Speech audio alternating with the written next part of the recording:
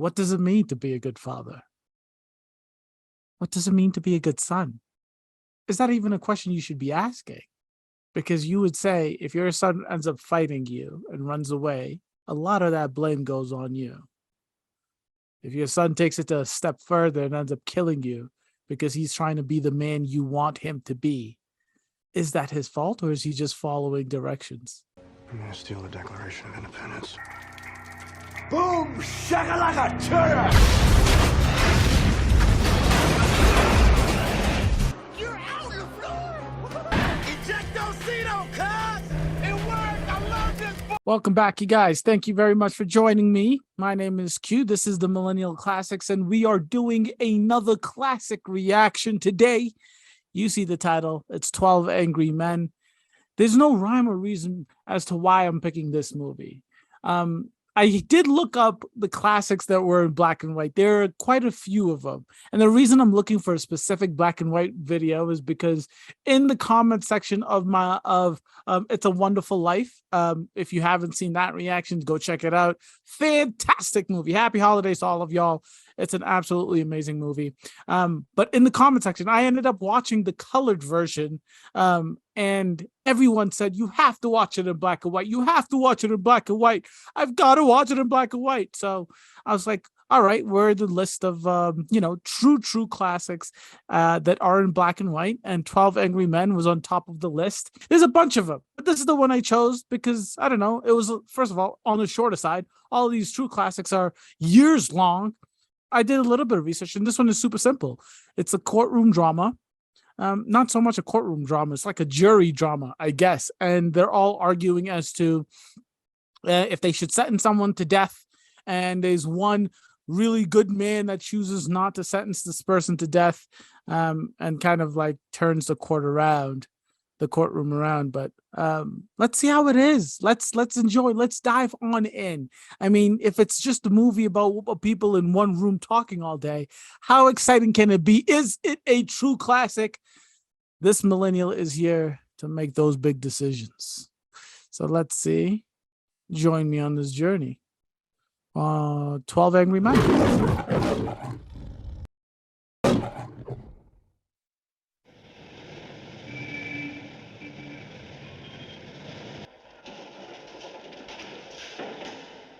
That hat, these outfits, these good old day outfits, they make me feel like Smooth Criminal, Michael Jackson.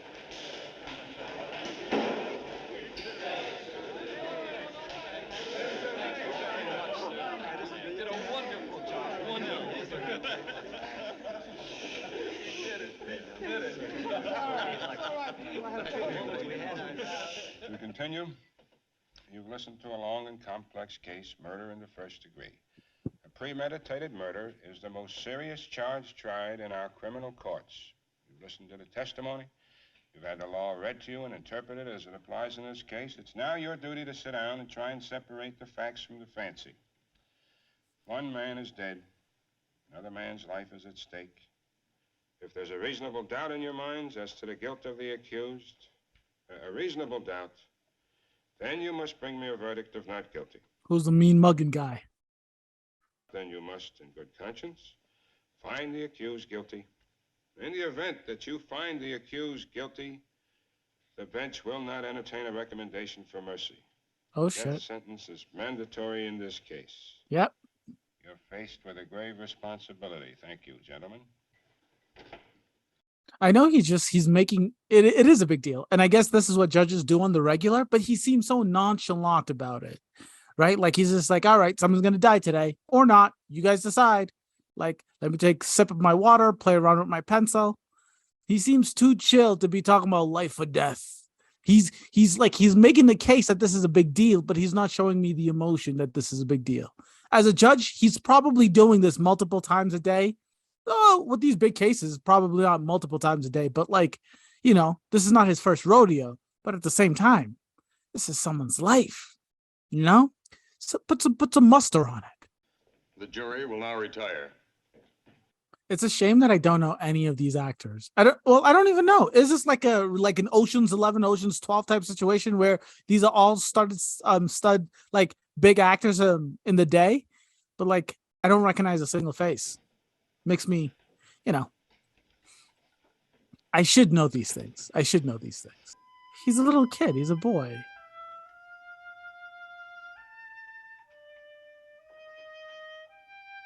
On looks alone, did he do it? Judge this man on judge a book by its cover. On looks alone, did this man do it? Did this boy do it? We're talking about murder here. My gut is, if it is murder, it's self-defense, because he just looks innocent. And I know that's not how, you decide these things, but he looks like he's contemplating. Someone who's just committed a murder might be this worried about themselves. He's contemplating life. He's contemplating the existential, the bigger things, right? Or he's just really sad about what just happened. Either way, he doesn't look like a person that has committed cold-blooded murder, So let's see what happened. Let's find out. Story and screenplay by Reginald Rose. Is this an original or is this from a book? Director Robert Markle? This is a silly question, but I know it's 12 Angry Men, and this just so happens to be that everyone here is in this trial. It just so happens that everyone is a man. But when was this movie made?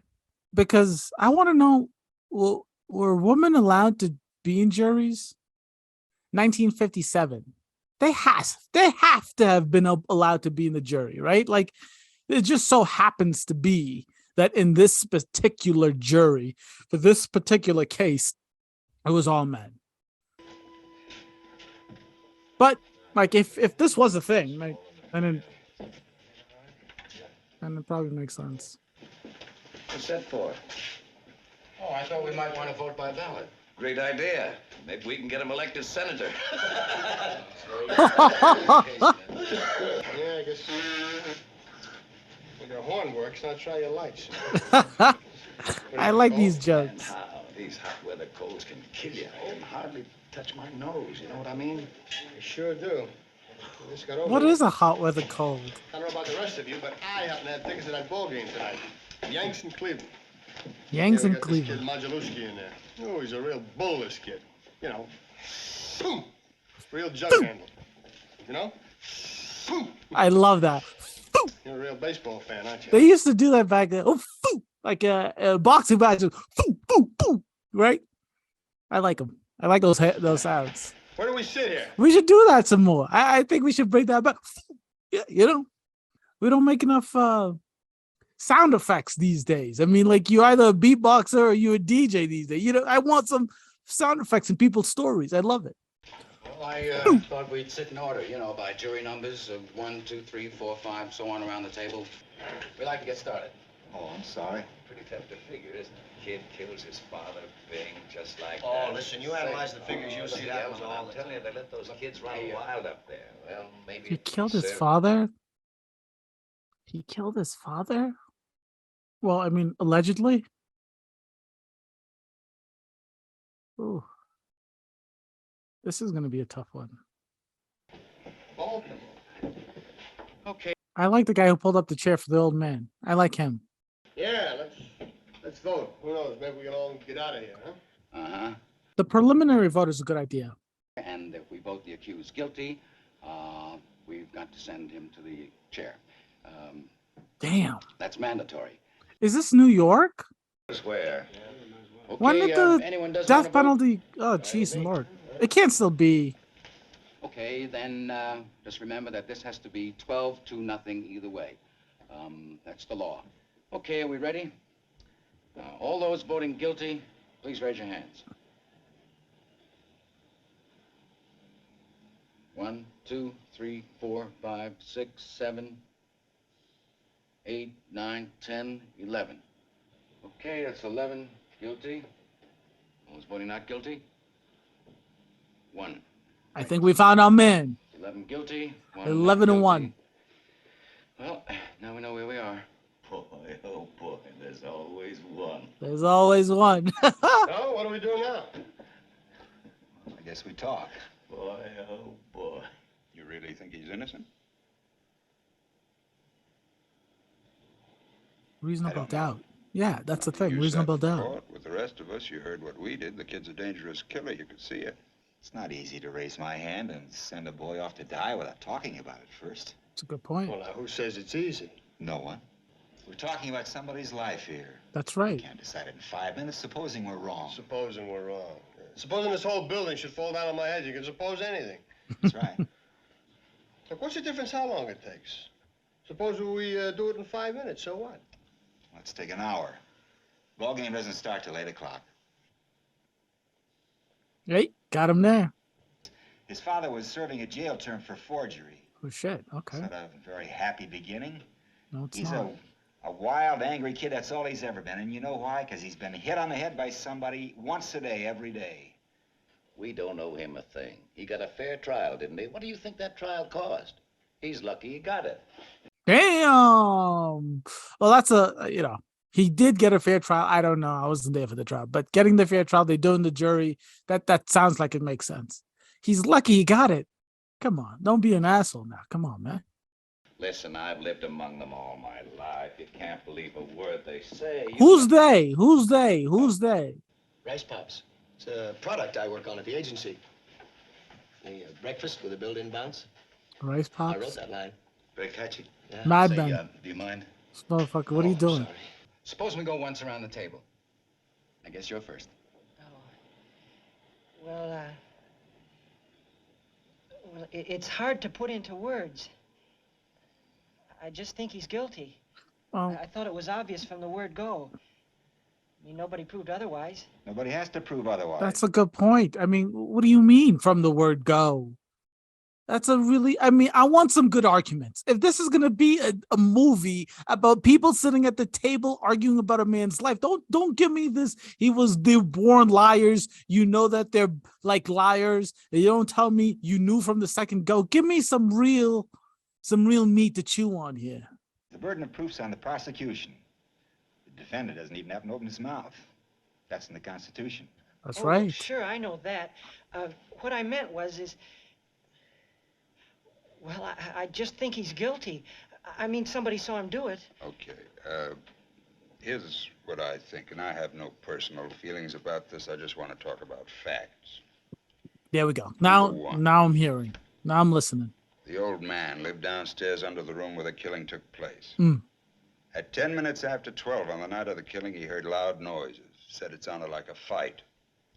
And he heard the kid yell out, "I'm going to kill you." Second later, he heard a body hit the floor. Ran to the door, opened it up, saw the kid running down the stairs and out of the house. Called the police. They came in, found the old man with a knife in his chest. The coroner fixed the time of death around midnight. Now, these are facts. You can't refute facts. The kid is guilty. I'm just as sentimental as the next fella. I know he's only 18, but he's still got to pay for what he did. I'm with you. Okay, you finished? Yeah. All right, next. I like It is that obvious. guy. I like that guy. He gave some real facts. That's juror number 2. Juror number 2, I want to listen to juror number 2. Juror number 1, get out of here. Listen, they're making a case for and against this person getting the death penalty. I'm making a case for or against each juror. Juror number 1 just seems confused. He's giddy about being in a jury. He's not like focusing on the matter of the situation. But juror number 2 came with facts, pointed out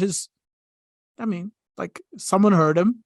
The coroner came by. The police came by, saw the dude with the knife in his chest. Coroner said that's the time he died. What are we arguing about? He claimed he was at the movies during the time of the killing, and yet 1 hour later, he couldn't remember the names of the films he saw or who played in them. That's right. And no one saw him going in or out of the theater. Listen, what about the woman across the street? If her testimony don't prove it, nothing does. Fellas, please, let's go in order here, huh? Just, It's a good point. I want to know who these people are. you don't believe the boy's story. How come you believe the woman's? She's one of them, too, isn't she? Oh, shit. Oh, You're a shit. pretty smart fella, aren't you? Okay, gentlemen. He's pointing out facts. Whose turn is it next? Oh, his number 5. Yeah, can I pass it? No, at least number 5. It seems like he's thinking. He just doesn't want to blurt out shit that he's not like 100% sure about. I respect it. It's okay to say I don't know. It's okay to say pass. It's okay to just ruminate. I was looking for a motive. it's very important because if you don't have a motive, where's your case, right? Didn't they say something about a fight, an argument between the old man and his son around about 7 o'clock that night? I mean, I could be wrong, but Then they heard the father hit the boy twice. Finally, they saw the boy run angrily out of the house. What does that prove? part of the Well, you picture. said it provided a motive, and the prosecuting attorney said the same thing. I don't think that was a very strong motive.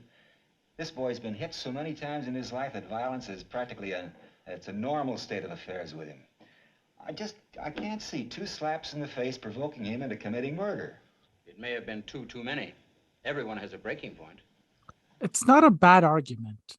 Like, I understand. I get that, yeah, he's been around violence so much, but you can also flip that on its head. He's been around violence so much that it's not that big of a deal, right? And the fact that it was 2 slaps too many, that's a great counter. That's a great counter. When he was 9 years old, he ran away from a fight. I saw it. I was so embarrassed, I almost threw up. Damn. I said, I'm going to make a man out of you if I have to break you in 2 trying. Shit. And I made Parenting a was man different. out of him. When he was 16, we had a fight. Hit me in the jaw. He's a big kid. Haven't seen him for 2 years. I kind of like that, right? I mean, this is a father and a son, right? The son allegedly killed the father. And this guy had a fight with his son because his son wasn't man enough when he was younger. Then when he gets older, his son is trying to be the man that he was told he needed to be. Don't run away from a fight. Stand up for yourself. What does it mean to be a good father? What does it mean to be a good son? Is that even a question you should be asking? Is it the father's responsibility? If your son ends up killing you, is it your fault? That's an insane question. Because you would say, if your son ends up fighting you and runs away, a lot of that blame goes on you. If your son takes it a step further and ends up killing you because he's trying to be the man you want him to be, is that his fault, or is he just following directions? I like this movie a lot already.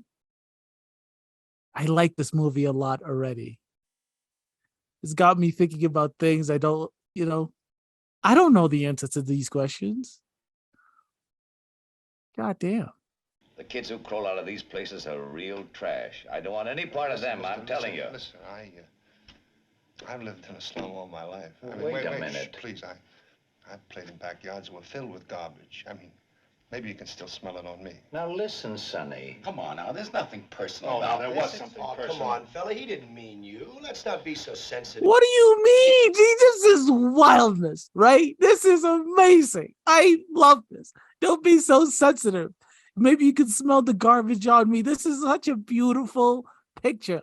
This is a black and white picture of a movie made in 1957 about these men talking about who deserves to go to jail, who deserves to die or not. And this conversation sounds like a conversation I hear on the news every single day. The folks coming out of ghettos, you know that they're criminals. You know they should be punished immediately and swiftly and harshly. And then you meet someone who came from the ghettos. Oh, we're not talking about you. Of course, we're not talking about you. Slums, ghettos. I mean, I hope that the death penalty is not where it was back in the 57, but things have changed, but not much. What? Listen, just because I'm trying to keep this thing organized, I mean, here, you take it. You take on the responsibility. I'll just keep my mouth shut, that's all. What are you getting so hot about? Calm down, will you? Don't tell me to calm down. Here, you want to take the chair? Just take it. No, Go ahead, nobody it's wants to change. You're doing a beautiful job. Sit down. Yeah, you're doing great. Just great, fella.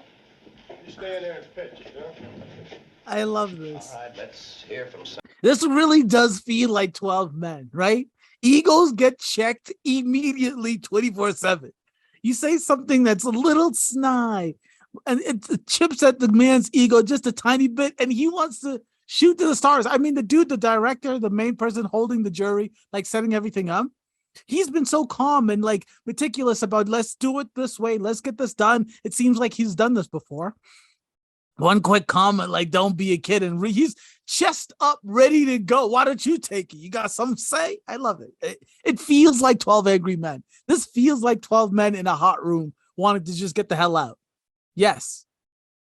I began to get the feeling that the defense counsel wasn't conducting a thorough enough cross-examination. I mean, he let too many things go by, little things that maybe it's also possible for a lawyer to be just plain stupid, isn't it? I mean, it's possible. It is. Sound like you met my brother-in-law once. What about the switch knife they found in the old man's chest?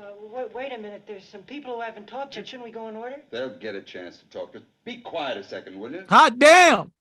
The knife this fine, upright boy admitted buying the night of the killing. Let's talk about it. All right, let's talk about it. Let's get it in here and look at it. I'd like to see it again, Mr. Foreman. The knife and the way it was bought is pretty strong evidence, don't you think? I do. Good. He went directly to a neighborhood junk shop where he bought one of those switch knives. Switchblade knives. He talked with his friends for about an hour, leaving them at 9:45. During this time, they saw the switch knife. 4.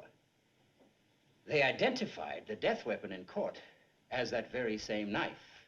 He claims that he went to a movie at about 11:30, returning home at 3:10 to find his father dead and himself arrested. He also claims that the 2 detectives arrested him and threw him down a half a flight of stairs. Now, what happened to the switch knife? Damn. He claims that it fell through a hole in his pocket on the way to the movie sometime between 11:30 and 3:10, and that he never saw it again. Now, there is the tale, gentlemen. I have to say that's super hard to believe, right? Like, I don't know the details of this knife, but if you're going out of your way to buy this knife and it seems like he's, whatever, it's like a cool thing to have when you were a kid, losing it immediately after buying it, forgetting about it, and it's just so happens to be the same exact weapon used to kill your dad after everybody heard you having a fight. Like, I really appreciate juror number, is it 7 or 8? Whoever is sticking up for the kid, whoever is making us talk about it, thank God we're talking about it. But the more I'm hearing, the less I can believe the kid is innocent. Do I want the death penalty? No, I think that's ridiculous. But I also don't know the details. Maybe he does get the death penalty. Who knows? Who knows? But I'm saying the knife situation is hard to believe. The knife you just bought the same day, the same night that your friend saw you have, just so happens to fall on the street and somebody else used that knife to kill your dad? I need more. I need more. Really fell through a hole in the boy's pocket. Someone picked it up off the street, went to the boy's house, and stabbed his father with it just to test its sharpness? No, I'm just saying... That's hard to believe. Take a look at this knife. It's a very unusual knife. I've never seen one like it. Neither had the storekeeper who sold it to the boy. Aren't you asking us to accept a pretty incredible coincidence? That's a pretty incredible coincidence. That is a hard bullet to bite. That's a pretty incredible coincidence. I like this juror. He might be like ready to get this over with, but he's throwing facts. He's spitting fire. I'm just saying a coincidence is possible. And I say it's not possible.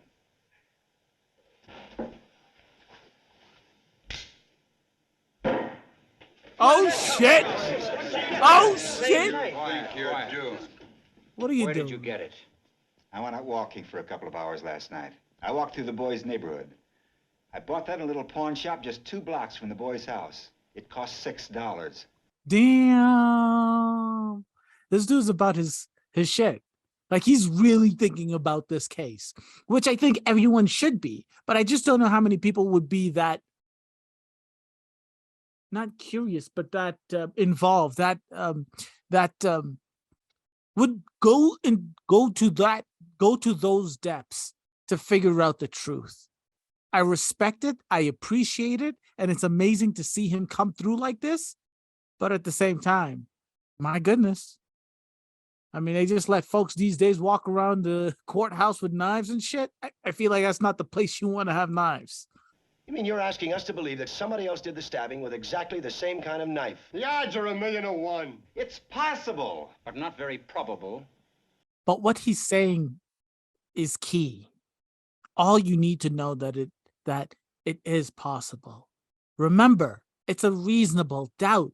It's not you're not trying to figure out if he 100% did it, he 100% didn't do it. It's a reasonable doubt. You can't send a man to death if there's a reasonable doubt. It's possible. That's all he has to make them believe, that it is possible. So what are you gonna do? You know, we can be here all night. It's only one night. A boy may die. Well, why don't we just set up house here, huh? You guys can talk the ears right off my head, you know what I mean? I got 3 garages of mine going to pot while you're talking. You guys can talk the ears right off my head. I just love these old sayings, man. I just love these old sayings. I have a proposition to make to all of you. I want to call for another vote. I want you 11 men to vote by secret written ballot. I'll abstain. There are 11 votes for guilty. I won't stand alone. We'll take in a guilty verdict to the judge right now. But if anyone votes not guilty, we stay here and talk it out. Well, that's it. If you want to try it, I'm ready. All right, let's do it the hard way. Come on. I want to respect him. I really, really do. I really, really do. And in any other situation, I feel like that would be the right thing to do. Let's have another vote. If everyone else agrees, I'm in.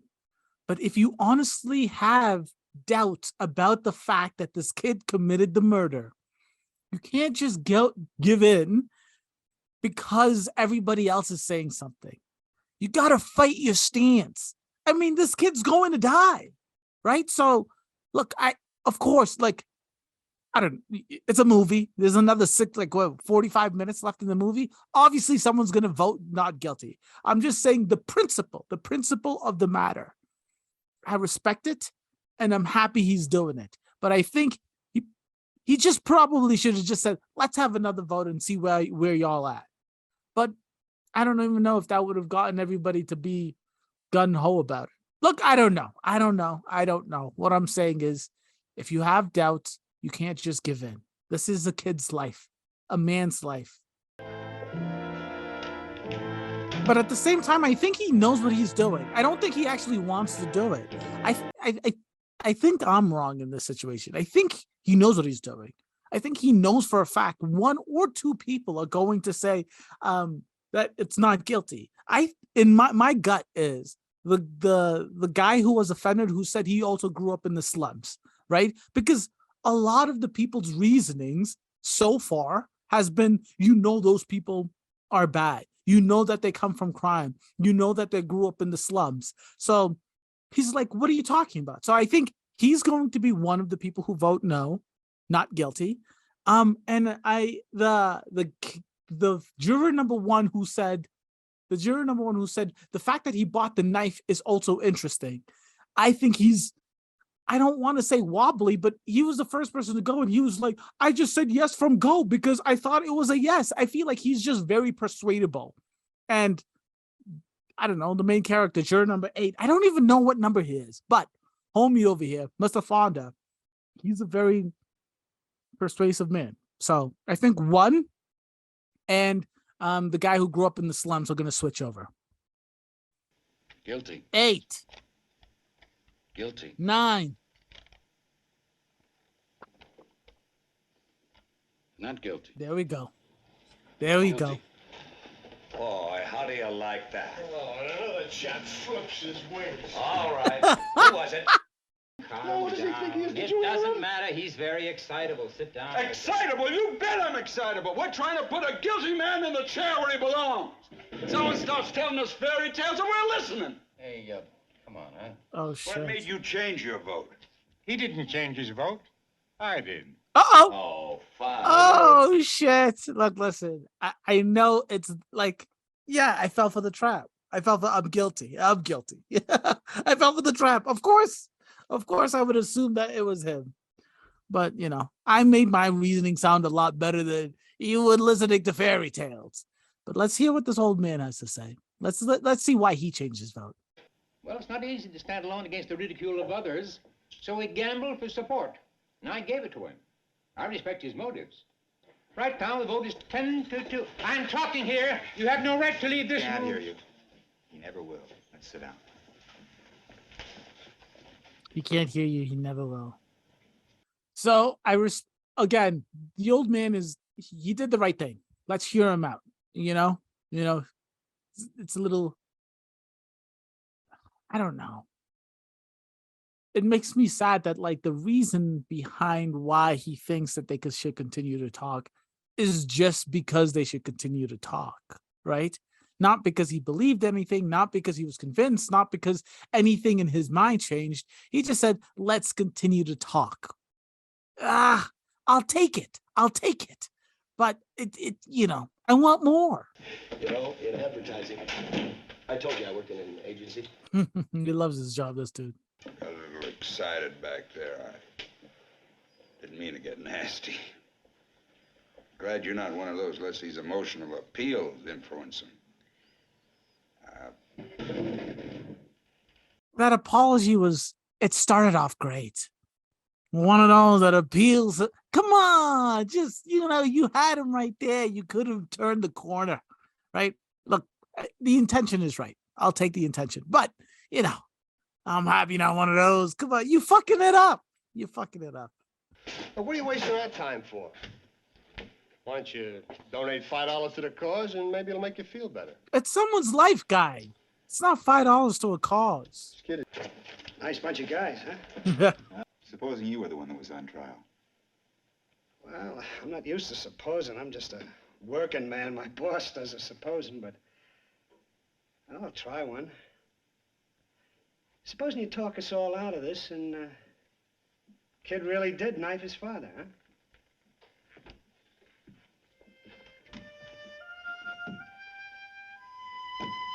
Now that's the question, right? That is the real question. Even if it is a situation where his dad was abusing him and he came back and it was self-defense or whatever you want to call it, it's manslaughter, right? I don't know the law like that, but if you kill someone in self-defense, you still go to jail for a lesser amount of time. You don't get the chair, you don't get the death penalty, but you do have to serve time for killing another person.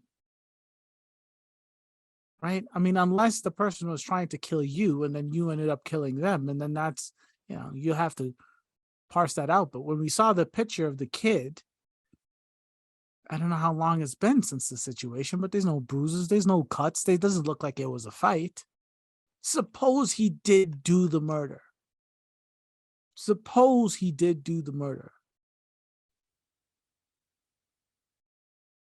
That's what, Jesus. That's the real question. You ready? I like that juror. Has anybody any idea how long it takes an elevated train going at medium speed to pass a given point? What has that to do with anything? How long? Take a guess. I wouldn't have the slightest idea. What do you think? I don't know, maybe 10, 12 seconds? It takes a 6-car L train 10 seconds to pass a given point. Now, let's say the given point is the open window of the room where the killing took place. I lived in a second-floor apartment near the L line once. When the window is open and the train goes by, the noise is almost unbearable. You can hardly hear yourself think. All right, you can't hear yourself think. Well, you get to the point. I will. Now, just a minute. The old man in the apartment downstairs. He says he heard the boy say, "I'm going to kill you," and a split second later heard a body hit the floor. The woman across the street swore positively she looked out of the window and saw the killing through the last 2 cars of a passing elevated train, right? The last 2 cars. Well, what are you giving us here? Just a minute. Since the woman saw the killing through the last 2 cars, we can assume that the body hit the floor just as the train went by. Therefore, the train had been roaring by the old man's window a full 10 seconds before the body hit the floor. The old man, according to his own testimony, "I'm going to kill you," body hitting the floor a split second later, would have had to hear the boy make this statement with the yell roaring past his nose. It's not possible he could have heard it. That's idiotic. This is what I'm talking about, right? This is what I wanted. This is what I needed, right? The movie got me. It's got me now. I'm in. I'm ready to go. This is beautiful. This is the first piece of evidence juror number 7 or 8, whoever he is allowing me to believe the opposite side, right? This makes sense because the only two witnesses that they have, one that only heard and one that actually saw it. Now, I don't believe either of them. I don't believe either of them. It's insanity to believe that, right? Well, the thing is, I don't believe the old man downstairs because if everyone agrees that he died when he died, where the other woman saw, then the old man didn't hear jack shit, right? But if you do believe the old man, then the woman is lying. So either one of them is lying or both of them are lying. The reasons to it, I don't know. I mean, like, why would you be a random neighbor across the way and lie? Well, the thing is, maybe the woman did see someone kill, but it wasn't the boy because the dude is dead. That's why they're in court. So I don't believe the man. I don't believe the old man downstairs. I think that's bullshit. That's what I'm getting at. I don't believe the old man downstairs. The woman is just doing the right thing. And she's just saying, I saw someone stab that guy in the chest across the way. She's coming out and she's saying what she saw because someone's dead, but it's probably not the kid, right? I don't know. I'm just working my way through this thought process, but I do like this. This is the first piece of evidence that makes me want to believe that the kid is not guilty. This is real reasonable doubt. If it was just the old guy saying, I want to hear some more, now there has to be 2 or 3 people that are like, whoa, wait a second here, right? And the whole knife thing is out the window. Well, not out the window because it's still unlikely that the very same knife. Listen, I'm talking too much. You're here for the reaction, not my thought process. But I'm telling you, this is beautiful. This is what I want. This is awesome.